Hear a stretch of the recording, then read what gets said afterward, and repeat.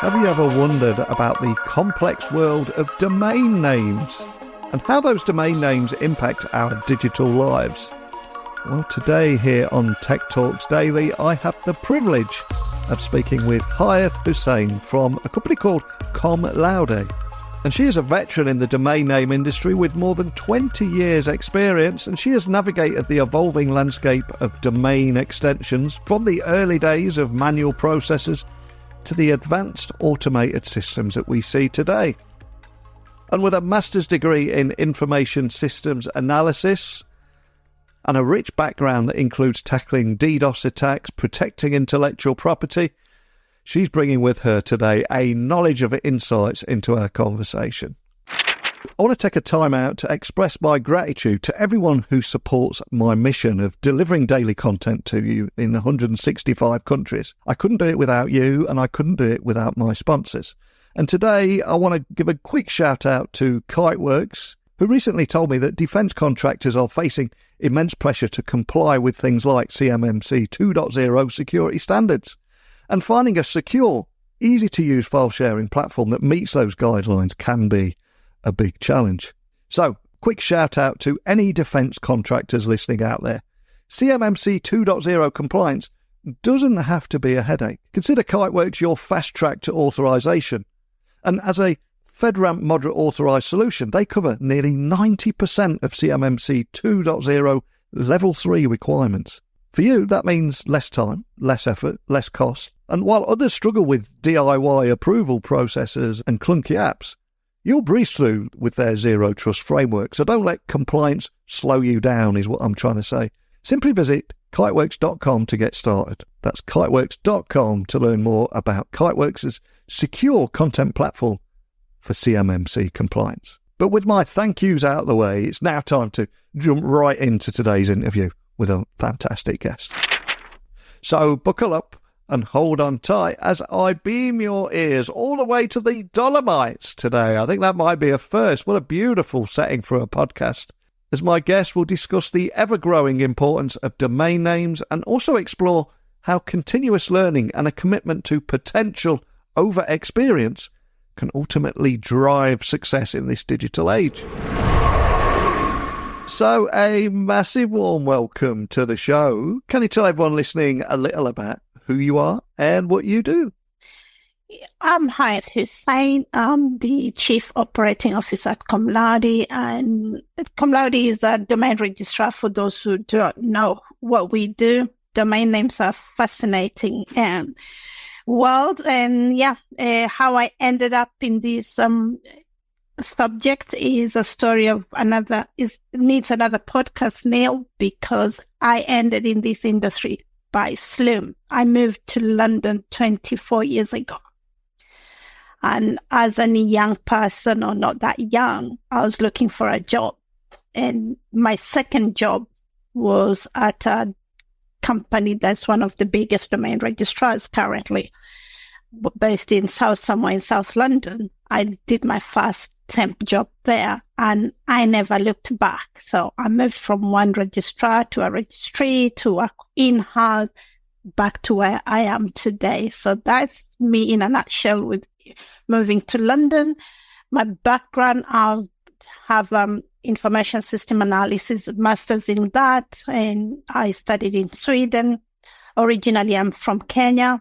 So I've moved around the world. I did my master's in Sweden, but I did my bachelor's in Melbourne and RMIT. So you can just see how crazy my world has been, and ended up in London, Com Laude, where I've been. This is my 17th year.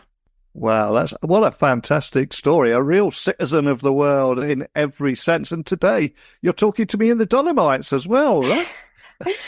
That's true, Neil. That's true. Not having wherever I lay my heart is my home. That's what I normally say. I don't belong anywhere.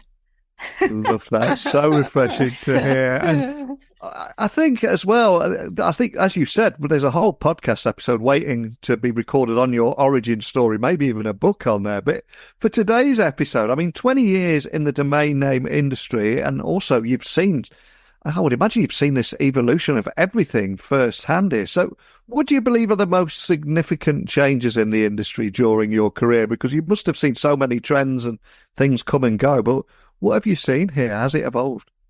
It has evolved. Boy, has it evolved. And when I started my career in the domain names, we had maybe 20, 30 extensions or max 50 extensions. Currently, there are over 2,000. So that just tells you how many extensions have happened the last 20 years.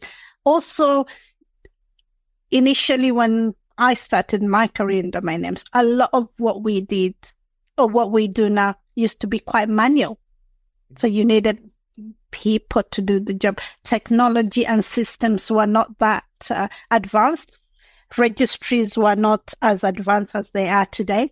Registrars had to depend on a lot of people to do the jobs. Clients were not, brand owners, so I call them clients. Brand owners were not as educated as they are or aware as they are today. So from number of extensions to technology advancing, threats becoming even more. So we were forced, everybody has been forced to up their game, making sure that you have the best technology, you have the best people, you have the best clients. So for me, from having few country codes to generic top-level domains to companies owning their own brands and their own registries and being responsible for their own security is something I thought I would never see. But yeah, I've seen everything. And then mergers, small registries, registrars, everybody started buying each other and the competition became a bit more stiff. You see a lot of changes within the industry from registries, registrars, clients themselves, brand owners, others, people who are in that industry. We had to learn. And one thing with domain names and in the industry, internet as a whole, it's never a dull. There's never a dull moment. There are changes. Every day there's something. Either there's a threat you need to think about, there's a new technology, or there's a new registry, or there's a new regulations. There are new verifications. You can hear Brexit had its own issues. Geographical politics and everything that you see. So it's not as I said, it's not a dull moment in this industry, and things have changed. And boy, have they changed. So that's why I learn every day. And now we have AI. What is the impact of AI in the industry we are in? Clever people will find that solution. But yeah, things have changed from, as I said, few extensions to over 2,000. And the challenges for any brand owner and any company is, do I need to register all of those domains? Because if you want to protect your brand, the first thing you think, I need everything everywhere. But those days are gone. Nobody has that much money to do everything. So we can talk about that later on. Yeah, I mean, as you said, there's so many big changes. And one of the things I try and do on this podcast every day is getting people thinking differently about technology or their perception of certain technology. And we all know what a domain name is, but in your experience, as so much has changed, what is the true value of a domain name to its owner here in this AI-driven age? And how has that perception changed over time too? That's a very good question. And this is a question and discussion I have with our clients and brand owners from time to time. I look at a domain, when you register, let's take neil.com. Yeah. Just neil.com as it is hasn't got any in your eyes or in anybody's eyes. If it doesn't do anything, it hasn't got a value. But for a domain to have a value, you have to have a website. In today's age, everybody's talking about social media, but at the bottom of everything that happens, there's a domain name. Your email don't work without a domain name. And when you look at websites, they wouldn't work without a domain name. We still depend on our website. We still want to put information out there. So a domain name without just registering it for defensive purpose doesn't show you the value of it. But then when you look at the traffic it brings to your website, the value, monetary value when you have an online presence, the awareness of a brand, the perception changes. But it has to be a domain that makes sense for your brand, a domain that suits the business that you're doing. And this is a discussion I have with clients is when you have these domains, don't just let them there. Redirect them to your website. Let that domain have a return of investment. Let that domain be part of your education, the awareness of your brand, the awareness of your business, the awareness of what you want to do. And when that happens, then a domain is valuable. And the moment that domain is set to lapse or is taken by somebody else, that's when you hear the screaming and the nervousness with brand owners. Oh my God, I did not mean to let this domain go. Now, how do we get it back? Because somebody somewhere thought it's not valuable. It's not doing anything. So for brand owners to avoid that, this is not valuable. Make it work for you. Let it do something, because domains used to be cheap long time ago, but a good domain name, people are buying it for millions. Somebody was telling me the other day, there's a one character domain. There's a brand that has just changed to one character. I think they paid $500,000 for that domain. So there's value in that, but it has to be generic domains are quite valuable. 3-character domains are quite valuable. The brands as well. When you have your brand, that is your post. That is the identity you have online. And another area I know you're particularly passionate about is DDoS attacks and intellectual property protection. And there are a lot of cyber squatters out there. So how do you see these threats evolving in the next few years? And what should companies be doing to prepare for things like this? So domains are key intellectual property assets for brand owners. And there's no way any of us is going to sit here and think, oh, I'm going to protect myself from DDoS attacks and I'm going to be safe. No, that is something none of us can do. But what can a brand owner do? What can an intellectual property owner do on these instances is to have a security. Everything a brand owner does is to have a good security strategy around their domain names to mitigate DDoS. DDoS is something that has always been here with us, and it continues to be here with us. Bad actors are getting more sophisticated. They will find ways of attacking out of malicious approaches. But you need multifaceted approach when you're considering the security of your domains and making sure that you use DNS, Anycast DNS. This is a message to all brand owners for any critical domain name that is valuable for your company. If I would leave one word with you, is to make sure that the domains are using DNS that are in Anycast DNS, which have got multiple nodes, multiple connection points. So if there's a DDoS attack, one point of failure, the traffic is switched to another and in different locations, different countries, wherever you can. And also making sure that you audit your portfolio, domain portfolio. You make sure that if you don't need that domain, you clean it correctly. You delete it. You delete everything that you have or used for it. We all leave what I call an online footprint, because it's anything you do, that internet remembers. So have time to reduce that traffic, make sure that everything is forgotten, and then delete the domain. But one advice for any brand owner, and as domains are intellectual property, they used in the old days, Neil, when I started this industry, domains were managed by the legal function in most of the companies. And what a trademark attorney or legal function thinks about is they look at it from brand protection standpoint. They don't look at it from what happens if technology, making sure security is incorporated in what they do. It never came naturally, but as years have gone, domains they sit in a multifaceted functions. Now you have input from the legal team, you have input from the security team, you have input from marketing, you have input from the digital team.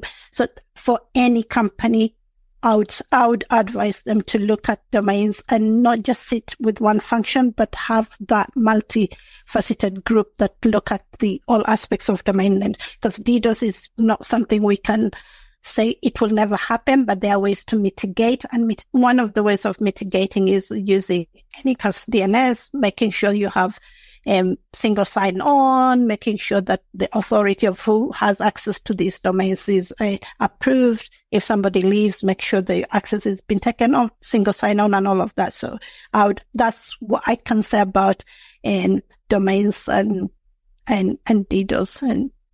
And although this is a tech podcast, one of the themes I always have on here is that technology works best when it brings people together. And we often lose sight of that, especially in this age of AI. And one of the things that attracted me to you and wanted me to get you on here is you advocate for hiring based on potential rather than experience, which was incredibly refreshing again, because I hear a lot from especially younger members that listen, or younger listeners, that whenever they go for work, they're told they haven't got the experience, but how do they get that experience when they can't get the work? So can you share a success story around this and how this approach has made a significant impact? Exactly. And you've just hit the nail on the head. How would young people get experience if we don't give them the chance? That's a question I ask myself. And my younger me, if somebody didn't give me that chance, I wouldn't be where I am today.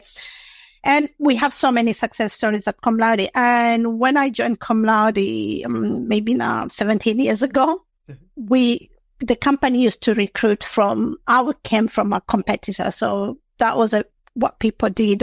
So when I joined, I thought, you can't just bring people that know what they're doing, and you have a culture that you want to build. You want to shape the business in a certain way. Yeah. And I told my boss, this is what we're going to do. Somebody has to be educated, of course. That's the first ticket. But then if I have 3 people and somebody has a 2.1, somebody has it, I look for an attitude. There's something about that attitude I can do. I want to learn. So I have a young lad in my team at the moment. He went to university, wanted to be a teacher. He hated it. Then he went to be a bartender. He worked as a bartender for 10 years. Wow. And then he had a friend who worked for us. We interviewed him. One of my CEO looked at me and he said, Hayath, how are you going to tame a bartender to sit on a desk and do this job? And I looked at him and I said, that is a problem for me, not for you. And that lad is one of the best domain strategists we have in the company. It didn't come natural in the beginning from being a bartender and learning all of this technology. You have to learn rules, you have to learn processes, and you have to learn how to communicate to the client. You have to be a client facing at the same time and doing the job. And we have different walks of people from different walks of lives. That's how we backfill our team. We bring them in as support team. We train them. It takes somebody at least 12 months to feel confident, or I can take a step and take my own clients. Or sometimes people are different. Some people 18 months, 12 months, and people 2 years. So that's how it's happened. We have so many success stories in terms of that. And as you said, nobody's going to give you a chance. We need to. Companies, small companies, big companies, we leaders need to look at how can we help? How can we give these young people chances? And And I just love that approach there, and having people from all walks of life. And I think many businesses forget that all of their customers, no matter what industry they're in, their customers are going to be from a variety of backgrounds, diverse backgrounds. So serving that audience, serving those customers, you need to have the same diversity within your organization. And the concept of fostering diversity and inclusion in hiring, of course, is essential for innovation. So is this something that's important to you? It sounds like it is. It is important. When you look at our company, we have people from 9 different nationalities. And that tells you have that culture, different cultures, you have different approach, different thinking. You have females, you have male, and that's enriching us as human beings. I learn from them. I don't look myself as being their manager or their boss. What I look myself as being their mentor. I'm there to help, but I learn from them every day, and everybody brings something to that table. They see things differently, different cultures. How I want to solve a problem, I see to somebody else, they look at it in a different way, and we discuss that and think, okay, I see where you're coming from. Let's try this. And anything we do in life I don't look at it as a mistake. What I see in life is an experience. So I'll take that forward. That's an experience for me. I foster that within the team. When we're humans, we'll make mistakes. We might not do the right thing, but if you sit there and feel sorry for yourself, you're never going to learn from that. So look at it as, oh, that's experience. Let me see what I can do next time. Yeah. Very interesting company to is a company which gives young people opportunities to start a career. And domain names, there's no university need to go and study a domain name, but this is what you learn by doing, but you need other qualities. And we're talking about opportunities here. And I think the old days, once you've recruited somebody, very often staff could be rotting almost because they're not challenged, they're not continuously learning, they're not being invested in their training and development. And I think right here, right now, everybody needs to be on a journey of continuous learning from the entry level to the boardroom. We're all learning on a daily basis. So when it comes to the importance of ongoing training and development, what strategies do you employ, both for new and existing employees too? With the new employee, when it comes to domain names, we have processes, we have our own training guide. You have to do it to learn. There's no book, like go and read this book or do these exams. So the starting point is identifying all the words we use in this industry: registry, registrar, transfer, registration, modification. There are so many things that come natural once you've done it. So that is one part of it. And then we have external training. At the moment, we are working with a company and to come in and do some training, because you want to help clients, but it doesn't come natural to everybody on being that confident to talk to a client. And what we want to do is to try and give them the platform to be confident, to know what words, right words. That helps them. Even if they leave Com Laude, they've learned something that they can take to the next job they go into. It doesn't necessarily mean that they need to go and work in a domain industry. They could go and work in a customer service somewhere else, but all the tools to help them we have. And online, we've signed up to Udemy, which has so many thousands and thousands of courses. We tell people the teams to do it as they go for their own personal growth. We do mentoring, internal mentoring. We have our own workshops. We attend. We send them to industry workshops and industry meetings so that they can get that exposure, networking. So it's a learning every day. The industry itself, every day there's a rule change. Every day there's something new that's happening. So we have a whole team that keep us on our toes. Oh, guys, this is changing now. We have NIS2. We have this regulation from the European Union. We have this from the US. It's a constant learning, Neil, whether you like it or not. Like, yep, I need to up my game. I need to learn. And they're the team because they're the team that faces the client. So it feels like they really want to learn to be able to convey that message to their clients. And going back to your bartender story there, I think it's so important to inspire the next generation of tech talent. And that's one of those stories that will stay with me for a long time. And I mean, those young people out there who might want to pursue a career in tech, but then they talk themselves out of it. They say, well, I'm not a maths whiz. I'm not techie enough. I'm not a stereotypical tech pro. I come from a different background, and very often talk themselves out of it, when the reality is we need these people in technology. We need these different backgrounds and different ways of thinking, neurodiverse, and so many different areas. Anything you can share around that and how you attract and bring in more talent like that? When the word technology is daunting, because what we associate technology is coding, sitting somewhere and code and doing that. But no, there's a lot of other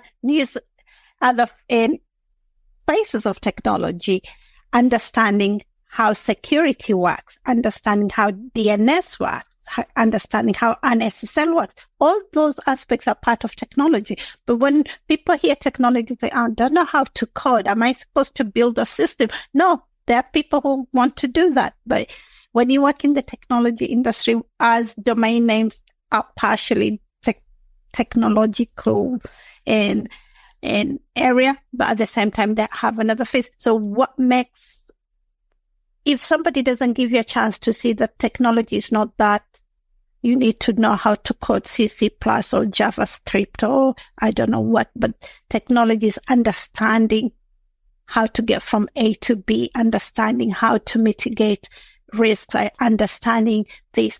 That's what we do. We at Com Laude now, we have in our tech, the tech department, we have girls who work for us. You rarely see women doing this, but if we don't give them a chance, how would they understand coding if that's of their interest? You need to give the youngsters chances.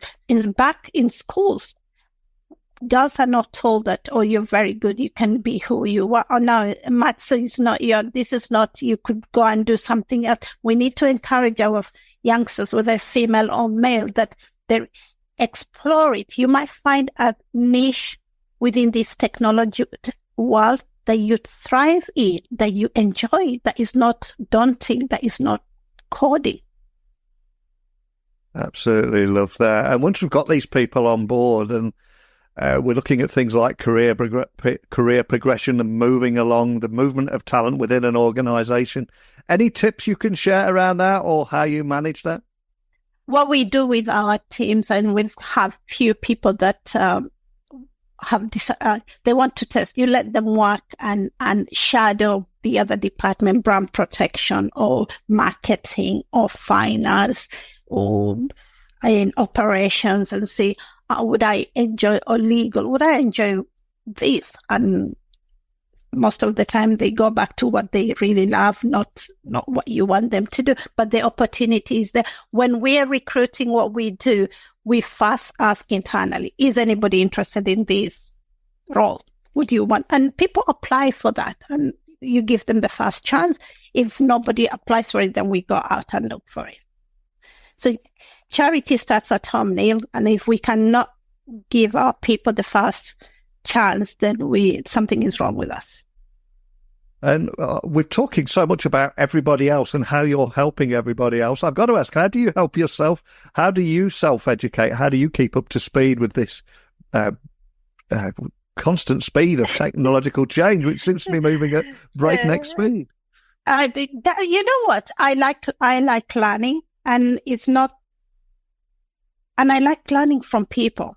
Yeah, I like learning by training. I'm a big fan of mentoring. I'm a big fan of seeing youngsters coming in, not knowing anything, and then understanding. So with the industry we are in, I can't understand everything because it goes so fast. So what I do, I sit down and say, okay, how do we do this? I read a lot. I listen to podcasts. I read books, but also I like talking to people, understanding, and talking to our clients and understanding how can we help? If there's anything in their heads that we're not able to help, I'll go and find that solution. And I'm those kind of people that I don't take no for an answer, Neil. I will get to the bottom of it. And that way I will look at it and say, okay, next time I have this is how I'm going to tackle it. It's a constant learning because it's an industry. Yesterday and today are two different days. Wow, what an amazing journey that you've been on. And I love how you're not just sitting at the present here, you're continuously moving forward and continuously learning. And for anyone listening wanting to find out more information about your work, maybe connect with you or ask your team a question or find out more information about everything we talked about today, where would you like to point everyone listening? They can contact me directly at hayath.hussein@comlaude.com or go to our website, comlaude.com, www.comlaude.com, email info@comlaude.com. Any channel that you get, we are here to help. And brand owners, that's what we would like to hear from you. You educate us, we educate you. It's a partnership. And there's so much I've loved about our conversation today. Yes, we've talked about domain names, DDoS attacks, intellectual property protection in a language that everyone can understand, but also the importance of people, not just looking after your existing employees, but giving the younger people an opportunity and bringing people in from a variety of different backgrounds. There's space in the tech industry for everyone. I just love the positive message you're sending out there and proving it with your actions too, living what you breathe. Huge breath of fresh air for me. So thanks for joining me today. Thank you, Neil. It has been a pleasure, and thank you very much for taking the time. So what does the future hold for the domain name industry, and how can we continue to evolve with this changing technological landscape? I think my guest today left me with a deeper understanding of the complexities and, most importantly, the opportunities in this field. And I think her emphasis on continuous learning, mentoring and hiring for potential over experience offers so many valuable lessons for everybody listening and myself in any industry. But I'd love to hear your thoughts on this fascinating discussion. How do you see the role of domain names evolving in your digital strategy? Please share your thoughts and insights. Join the conversation. I'm at Neil C. Hughes across all social channels, nice and easy to find. But until next time, keep questioning, keep learning. Stay ahead of this ever-evolving world of technology. Exciting times. But that's it for today. So I will speak with you all bright and early tomorrow morning. Bye for now.